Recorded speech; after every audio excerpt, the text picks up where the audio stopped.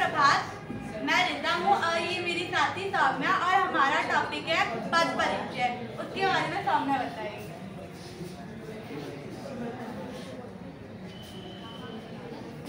तो पद बेसिकली है क्या? पद भाषा के पद बेसिकली है क्या? पद और पद और शब्द में क्या अंतर है? तो जो शब्द होता है वो बेसिकली भाषा की एक स्वतंत्र इकाई होती है, और जो पद होता है जब उन्हीं शब्दों को हम एक वाक्य के अंदर पिरो देते हैं तो उन्हीं को हम पद कहते हैं। पद परिचय क्या होता है? जो भी वाक्य के अंदर एक पद होता है उसको मतलब जो पद होते हैं वाक्य के अंदर जब हम उनका ही परिचय देते हैं, उनका व्याकरणिक परिचय देते हैं तो उन्हें हम पद परिचय कहते हैं।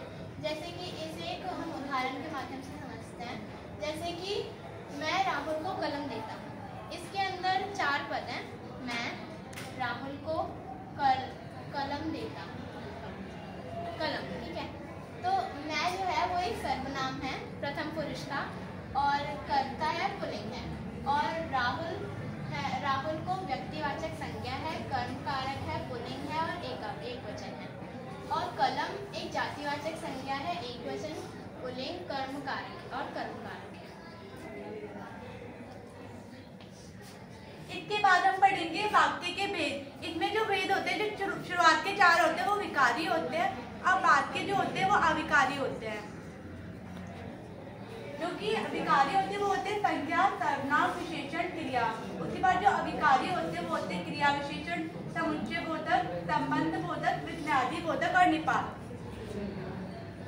और जब हम पद परिचय देते हैं तो हम पहले पद की पहचान करते हैं कि वो पद कौन सा है, संज्ञा है, सर्वनाम है, क्रिया विशेषण है। और अगर हम पहचान करने के बाद उनके बारे में क्या बताते हो यहाँ पर लिखा हुआ है। अगर संज्ञा है तो उसकी संख्या के प्रकार बताए जाएंगे, लिंग बताया जाएगा, वचन बताया जाएगा कि एक वचन है, द्विवचन है। उसके बाद उसके साथ कारकीय संबंध बताया जाता है। और अगर संबंध वो सर्वनाम होता है तो सर्वनाम के प्रकार बताए जाएंगे, लिंग बताया जाएगा, कारक और उसके अन्य शब्दों के साथ क्या संबंध है। अगर विशेषण है तो विशेषण के प्रकार बताएंगे और उसमें विशेष्य कौन सा शब्द है ये भी बताया जाता है। साथ में उसका लिंग, वचन और अवस्था भी बताई जाती है, अगर अवस्था दे रखी हो तो। और उसके बाद क्रिया है तो क्रिया के प्रकार बताए जाएंगे, क्रिया के प्रकार के साथ वाच्य भी बताया जाता है, लिंग और काल, और कर्ता के साथ क्रिया का क्या संबंध है। क्रिया विशेषण बताए जाते हैं तो क्रिया की विशेषण के प्रकार बताए जाते हैं, और क्रिया विशेष्य जो है उसके बारे में बताया जाता है, साथ ही साथ उसका संबंध बताया जाता है। अगर संबंध बोधक अव्यय है तो उसके प्रकार बताए जाते हैं।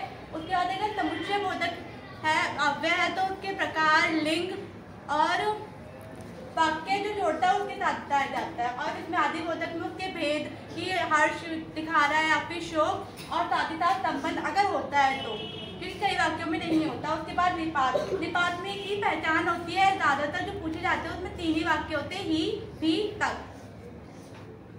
इसके बाद इसको उदाहरण से समझते हैं। जैसे कि एक उदाहरण है, उदिता यहाँ बच्चों को पढ़ाती थी।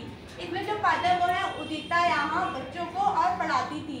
जो उदिता है वह एक व्यक्तिवाचक संज्ञा है, और इसका जो लिंग है वो स्त्रीलिंग है, वचन एक वचन है, और जो कारक है वो कर्ता है, और जो कर्ता किसका है, पढ़ाती थी का। और जो बच्चों का है वो जातिवाचक संज्ञा है, पुल्लिंग है, बहुवचन है और कर्म कारक। पढ़ाती थी सकर्मक क्रिया है, एक वचन है, स्त्रीलिंग है, अन्य पुरुष है, कर्तृवाच्य और कर्ता उदिता है उसका। उसके बाद दूसरा उदाहरण है, मधुकर यहाँ पिछले साल रहता था। इसमें भी पद है, मधुकर पिछले साल रहता था। जो मधुकर है वह व्यक्तिवाचक संज्ञा है, पुल्लिंग है, एक वचन है, कर्ता कारक है, और जो इसकी क्रिया है वह रहता था। यहाँ का जो पद होगा वो होगा क्रिया विशेषण। स्थान बता रहे कि स्थान के बारे में बात हो रही है, और रहना इसका क्रिया है, और रहता था यह एक कर्मक क्रिया है क्योंकि इसमें कोई भी कर्म नहीं दे रखा, एक वचन है, पुल्लिंग है, अन्य पुरुष है, और इसका जो काल है वो भूतकाल है, और कृतवाच्य और कर्ता जो है इसका मधुकर है। धन्यवाद।